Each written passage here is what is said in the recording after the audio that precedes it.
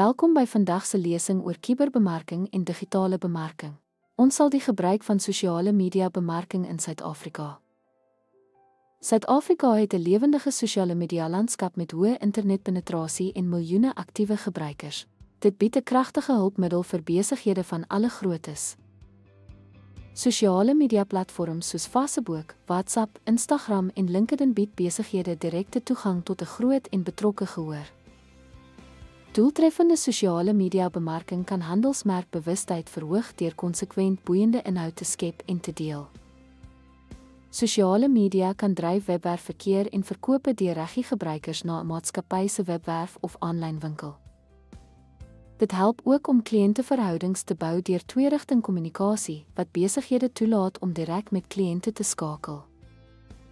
Sosiale media advertentieplatforms bied gesofistikeerde teikenopsies om bereik ideale kliënte gebaseer op demografie, belangstellings en aanlyn gedrag.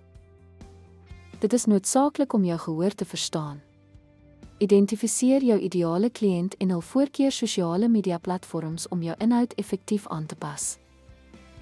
Dit is noodsaaklik om boeiende inhoud te skep. Plaas gereeld hoëgehalte inhoud wat jou gehoor inlig, vermaak of inspireer. Dit is belangrik om 'n gemeenskap te bou.